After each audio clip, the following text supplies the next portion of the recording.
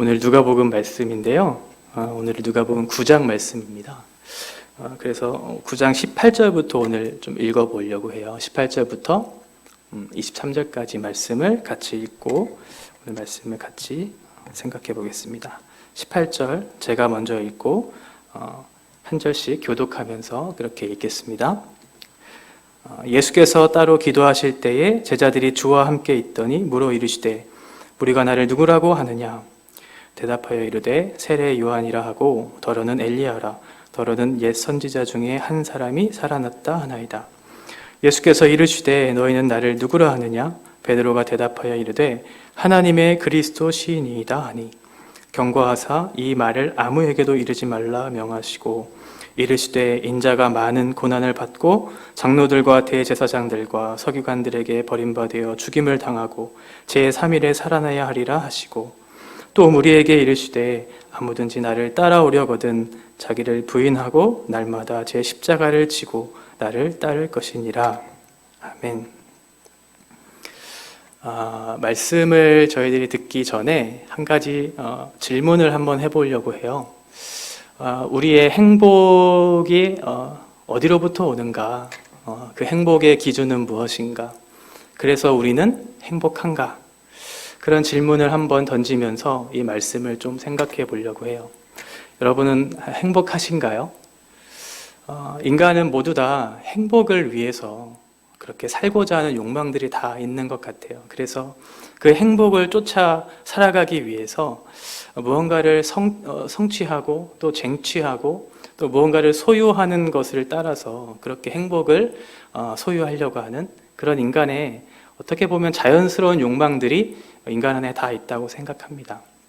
어떠한 사람에게는 그 행복의 기준이 무언가를 자신이 원하는 것을 소유하는 개념으로 아니면 어떠한 것을 눈으로 보고 어떠한 것을 맛보면서 그것들을 행복하다고 그렇게 생각하는 경우들이 있겠죠. 어떠한 것을 성취하는 것도 있을 수 있고 또 가족의 그런 모습들을 보면서 가족이 기뻐하는 그 모습 그것을 보면서 행복하다, 행복이 이런 것이구나 라고 그렇게 생각하는 다양한 생각들이 있을 거예요. 그래서 인간이 생각하는 그 행복의 기준이라고 하는 것이 너무나 다양하기 때문에 무엇이 행복의 기준이다 라고 이렇게 정확하게 이렇게 정의 내리기가 참 어려운 그런 답변일 수 있겠죠. 그런데 우리가 생각해 보고자 하는 것은 무엇이냐면 그러면 그리스도인들이 누릴 수 있는 행복이 무엇이고 그리스도인들이 생각하는 행복의 기준이 무엇인가 그것을 우리가 좀 살펴보려고 하는 거예요. 반대로 인간이 가장 불행한 것은 무엇 때문이죠? 성경이 이야기하는 것처럼 인간은 죄를 가지고 있기 때문에 그 죄로 인해서 불행하게 되었다라고 얘기하고 있죠. 그 죄의 결과 우리는 사망을 맞이하게 돼요. 그래서 죄와 사망의 그늘 아래 있기 때문에 인간은 행복하다라고 그렇게 말할 수 없는 것이죠. 그 인생의 궁극적인 불행의 원인이 바로 죄와 사망이라고 하는 큰 그늘이 있기 때문에 인간은 불행할 수밖에 없게 되는 것이죠. 그러면 우리 그리스도인들은 어디에서 행복을 찾을 수 있을까 한번 생각해 보는 것이에요.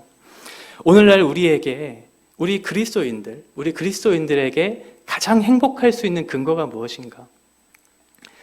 우리는 그 답을 너무나 잘 알고 있죠. 오늘날 우리에게 주신 가장 행복의 근원, 그 근거는 오늘 이제 우리 그리스도께서 우리를 위해 십자가에 죽으심으로 그 복음의 완성을 우리에게 허락하여 주셨고 그 복음의 영광을 누리게 하여 주심으로 우리는 이제 죄와 사망의 그늘에서 벗어나서 의와 진리와 거룩함의 새 옷을 입은 하나님의 백성이 되었다.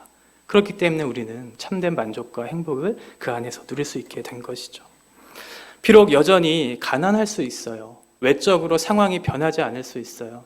우리의 마음이 고통이 여전히 있을 수 있어요. 그러나 성도 그리스도인들은 그리스도를 소유했기 때문에 그로 인해서 행복할 수 있는 것이죠. 반대로 그리스도를 알지 못하는 사람들에게는 수많은 물질과 권력과 명예와 모든 것들이 주어졌다 할지라도 그 안에 그리스도를 소유하지 못한 사람은 참된 행복을 맛볼 수 없게 되는 것이죠. 그러니까 행복의 기준이 무엇이냐면 그리스도를 소유했느냐 아니면 그리스도를 소유하지 못했는가라고 하는 것이죠. 성경은 분명한 기준을 제시하고 있어요. 우리는 그 기준에 따라 그것을 따라서 우리는 참된 행복을 정의 내릴 수 있는 것이죠. 그래서 성도라고 하는 사람은 하나님 앞에 이런 고백을 할 수 있는 것이죠. 성도는 무명하지만 그러나 유명할 수 있는 것이에요.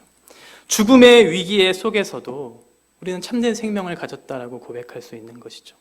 그리고 우리는 근심하지만 그 안에 기뻐할 수 있는 근거가 그리스도 안에 있다는 사실을 아는 사람들이고, 우리는 비록 가난하지만 다른 사람들을 부욕해 할 수 있는 자원을 소유한 사람들, 그 사람들이 바로 성도라고 하는 사람들입니다. 그 사람들만이 고백할 수 있는 성도의 고백이 바로 이러한 것이죠. 그러나 세상은 우리에게 그렇게 이야기하지 않아요. 세상은 경쟁을 하라고 이야기해요. 남을 짓밟고 이겨내라. 그래서 거기서 행복을 찾아내고 그 안에서 만족을 느껴라 라고 얘기하죠. 그러나 성경은 그렇게 얘기하지 않아요. 예수 믿으면 건강해지고, 예수 믿으면 사업이 잘 되고, 예수 믿으면 좋은 직장과 학교에 들어가는가. 마치 예수 믿으면 무언가 우리에게 주어지는 것처럼 하나의 기준, 획일적인 기준을 가지고 예수를 믿는 표와 예수를 믿는 증거, 그것들을 우리가 지표 삼아서 그렇게 얘기하고자 하는 그런 모습들이 우리 안에 있지는 않은지 생각해 볼 필요가 있어요. 어떠한 사람에게는 이런 선물을 주셨어요. 그러나 나에게는 그런 선물을 주시지 않았어요. 어떠한 사람에게는 물질의 복을 주셨어요. 어떠한 사람에게는 저것을 할 수 있는 능력을 주셨는데 나는 잘 못해요. 그럴 수 있죠. 그렇죠? 사람들마다 다 각각 다른 은사와 재능을 하나님께서 주셨기 때문에 그렇죠. 그런데 그 선물의 크기 때문에 우리가 불행하다고 생각한다면, 우리가 정말 행복하다라고 말하는 그 예수 그리스도 때문에 행복하다라고 하는 그 복음의 영광을 알지 못하는 데에서부터 비롯된 그런 고백이 될 수밖에 없는 것이죠.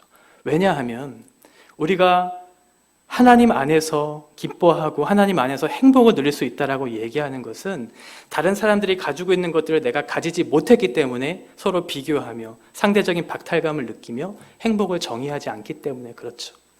예수 그리스도 안에 나타난 그 복음이 완전하기 때문에 그래요.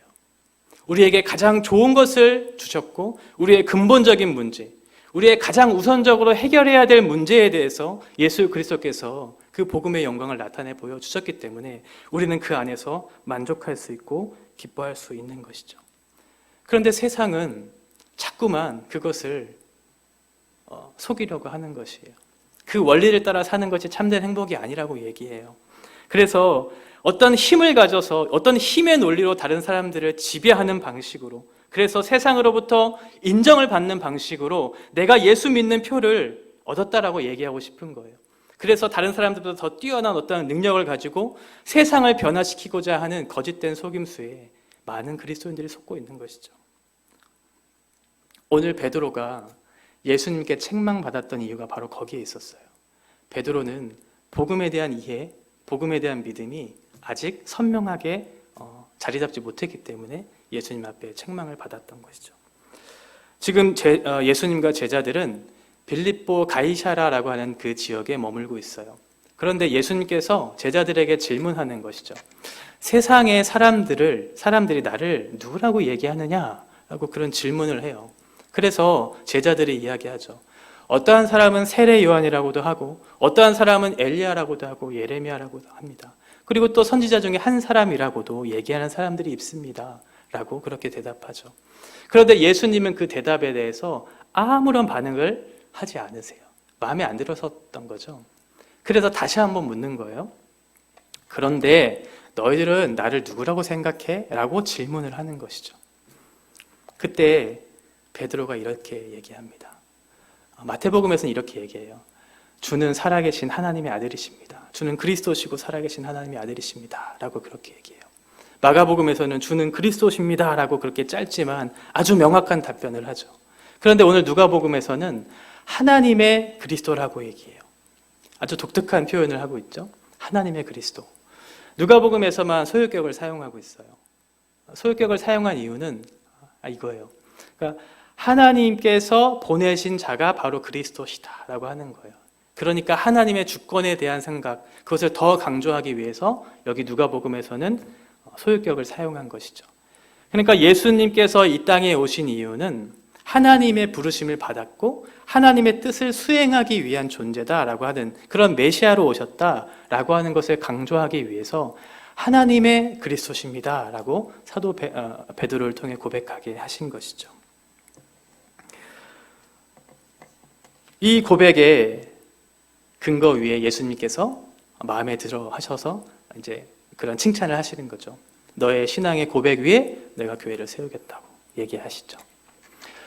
베드로의 답변은 너무나 엑설런트한 답변이었어요. 그리고 예수님께서 흡족하게 하실 만큼 너무나 정확하고 만족스러운 답변이었어요. 이런 주는 그리스도시고 살아계신 하나님의 아들이시라고 그렇게 신앙 고백을 한 베드로에게 이 이후에 예수님께서 베드로를 책망하시는 그런 내용이 나오죠. 그 이유가 이것이었어요. 예수님께서 지금 그런 제자들의 고백을 듣고 난 이후에 하신 말씀이 그것이죠. 장차 순환받을 것에 대한 예고를 하신 거예요. 내가 고난을 받을 것이다. 그리고 그 대제사장들과 서기관들에게 잡혀가서 내가 죽임을 당할 것이다. 라고 하는 십자가의 죽음에 대한 예고를 하시고 난 이후에 그러면서 내가 3일 만에 부활할 것에 대한 말씀을 하는 것이죠. 이런 예수님의 대답에 대한 답변에 대한 베드로의 반응이 너무나 극심하게 나타나죠. 아니 예수님이 과연 그게 무슨 말입니까? 라고 하면서 예수님 앞에 막 항변을 해요. 우리가 읽었던 오늘 누가복음 말씀에는 나타나 있지 않죠.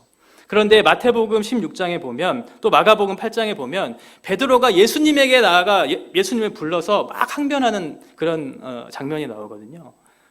예수님을 막 불러서 항변해요. 그 항변하다라고 하는 에피티마오라고 하는 단어가 이런 뜻이에요. 예수님을 막 꾸짖은 거예요. 예수님을 비난하면서. 예수님 어떻게 그런 얘기를 하실 수 있냐고 얘기했던 것이죠. 예수님, 내가 예수님에게 했던 말 기억하지 못하시냐고 따져 묻는 거예요.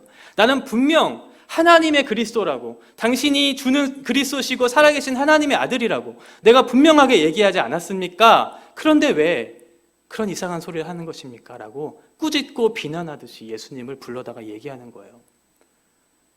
왜 그랬을까요? 왜 베드로는 그런 반응을 할 수밖에 없었을까요? 예수님이 이 땅에 오신 이유는 십자가에 죽기 위해서 오신 것이었고 그것을 통해 죄와 사망의 그늘 아래에 있는 우리 백성들을 의와 진리와 생명의 길로 그 거룩의 길로 인도하시기 위해 오셨다라는 사실을 얘기해 주셨는데 왜 베드로는 이런 거부 반응을 하게 된 것일까요? 공간복음에 보면 예수님께서 이제 사역을 시작하시기 전에 사탄으로부터 시험을 받는 장면이 나와요. 그것도 공간복음에 마태, 마가, 누가복음에 다 나타나 있죠. 그만큼 중요한 내용이기 때문에 그렇게 기록한 것인데 그때 사탄이 이야기하죠. 사탄이 이제 예수님을 시험하면서 그 시험의 목적이 무엇인지를 이제 여기선 정확하게 그 성경 공문에는 이렇게 나타내 보여주진 않지만 그 의도가 너무나 명확하게 나타나요. 당신이 만약 하나님의 아들이거든 이라고 이렇게 얘기하죠. 그러면서 이 돌들을 떡들로 되게 하라고 그렇게 마치 이렇게 하나님의 능력을 나타내라고 그렇게 얘기를 해요. 그러니까 사탄은 누구보다 예수님이 하나님의 아들이었다는 사실을 알고 있었던 거죠. 그렇죠? 그래서 하나님의 아들이거든 이렇게 해보시라고 얘기하는 거예요. 그러면 사탄이 시험했을 때 예수님이 그것에 응하면 사탄이 와 이제 내 말을 들었으니까 내 졸개가 되고 내 부하가 돼서 나의 어떤 바운더리 안에 있는 그런 부하로서 그렇게 사용하려고 그렇게 했을까? 그런 것은 아니죠. 그 시험을 한 목적이 분명히 있었다는 거예요. 그 목적은 사탄은 하나님의 아들이신 예수 그리스도를 알고 있었잖아요. 근데 예수 그리스도에 대한 정확한 지식만 있었던 건 아니에요. 예수님이 이 땅에 오신 이유와 목적을 알고 있었던 것이에요. 그러니까 이렇게 얘기하는 거예요. 돌들로 하여금 떡이 되게 하라고 얘기하는 것이죠. 그때 예수님이 뭐라고 말씀하세요? 사람이 떡으로만 살 것이 아니다. 하나님의 입으로부터 나오는 하나님의 말씀으로 사는 것이다 라고 얘기하죠.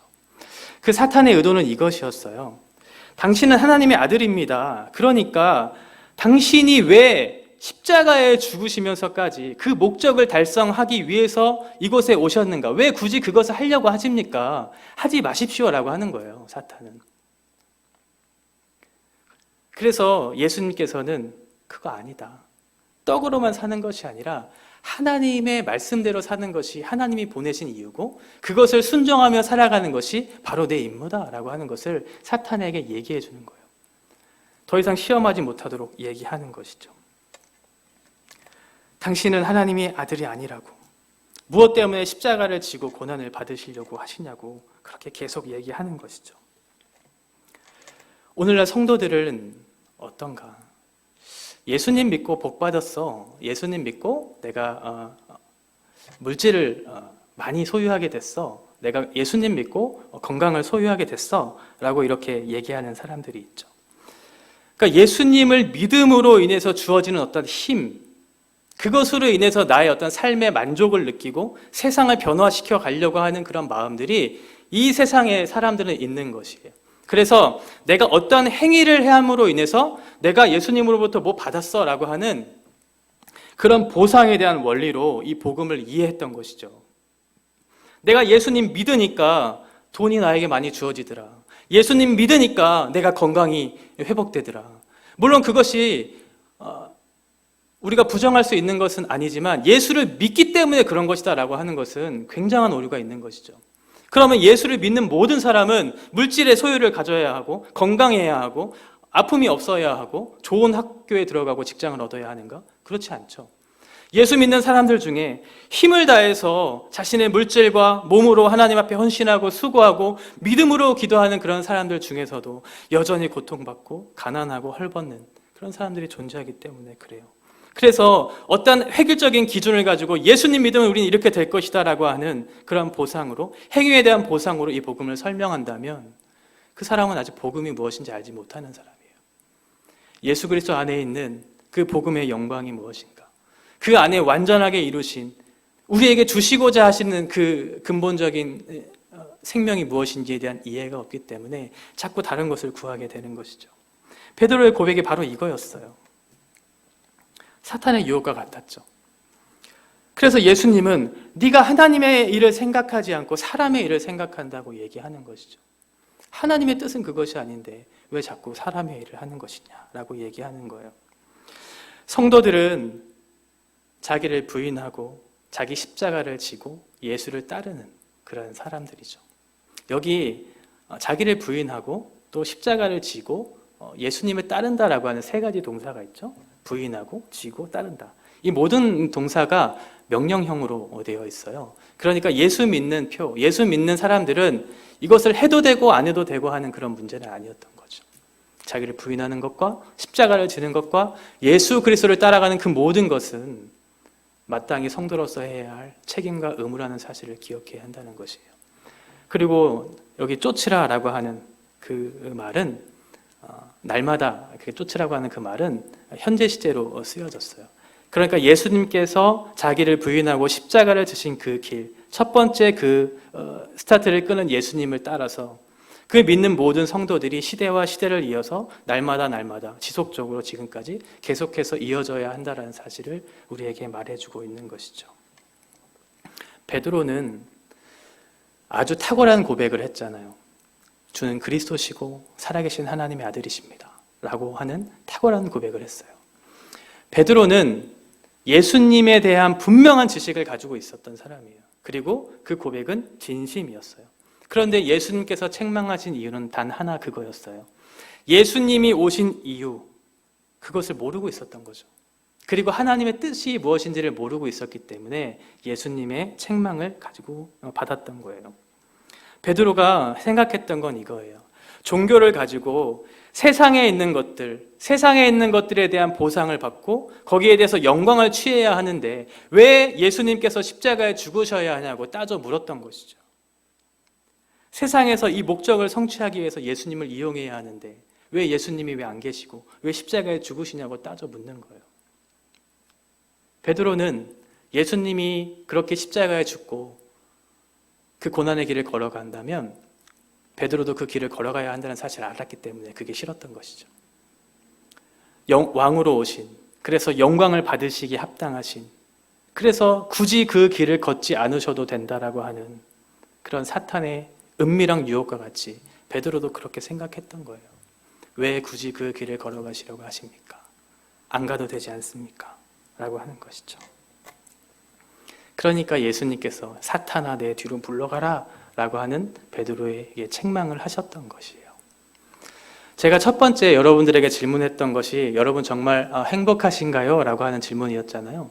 그리고 그 행복의 기준이 무엇입니까? 그래서 그 행복의 기준은 그리스도인들은 그리스도 안에서만 발견할 수 있다라고 그렇게 얘기했죠.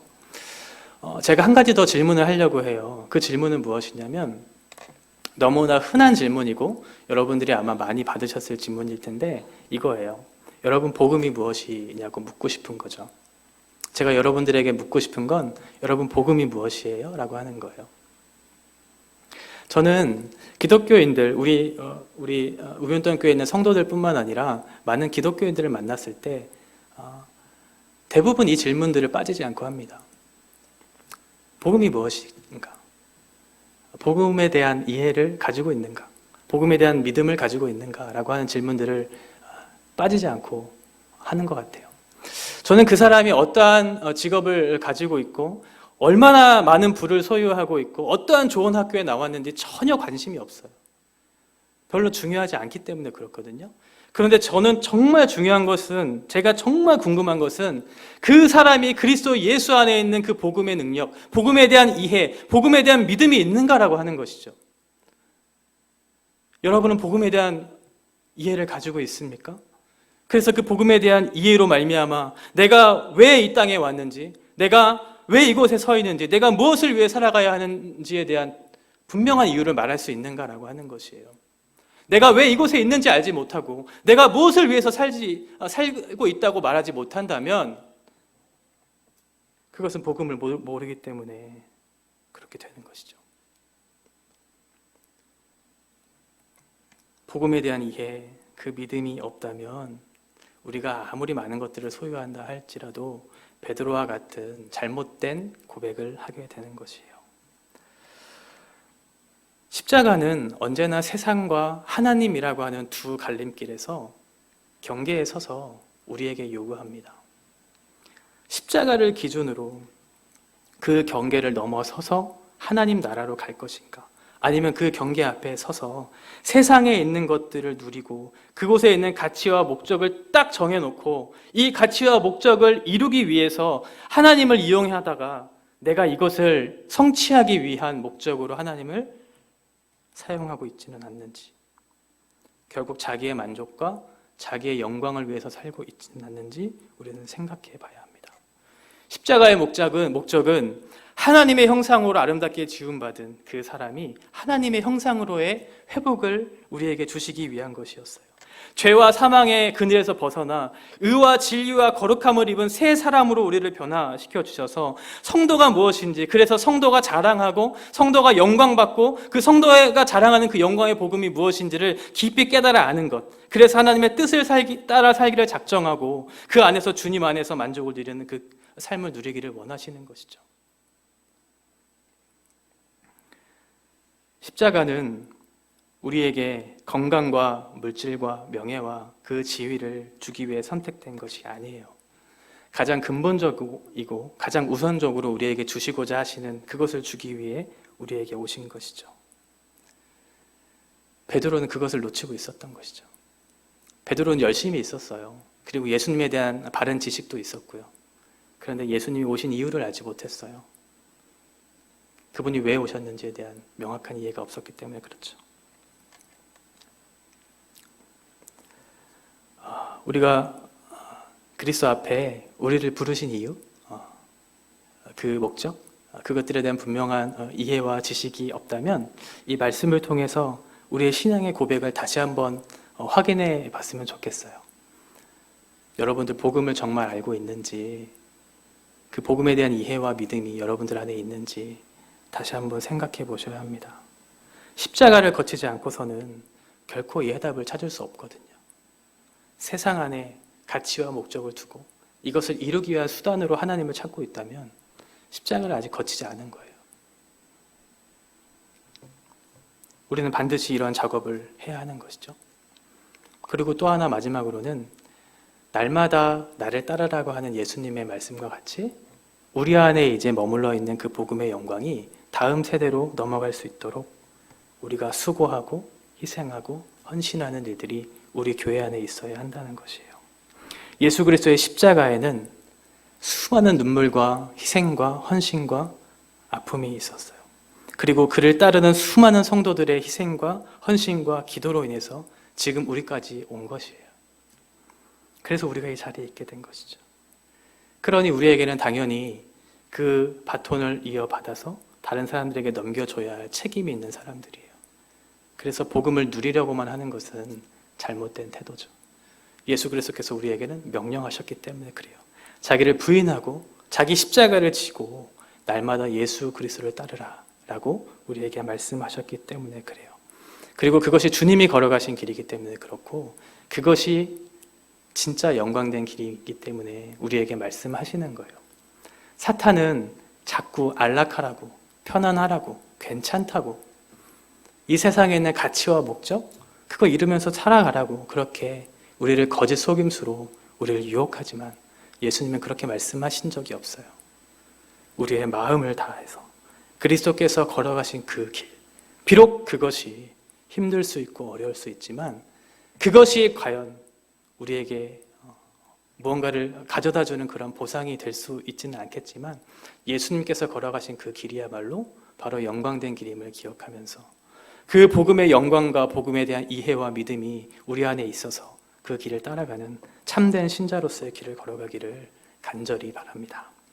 우리 시간에 같이 찬양하고 기도할 텐데요. 우리 보혈을 지나 같이 찬양하고 말씀을 생각하면서 같이 기도하겠습니다.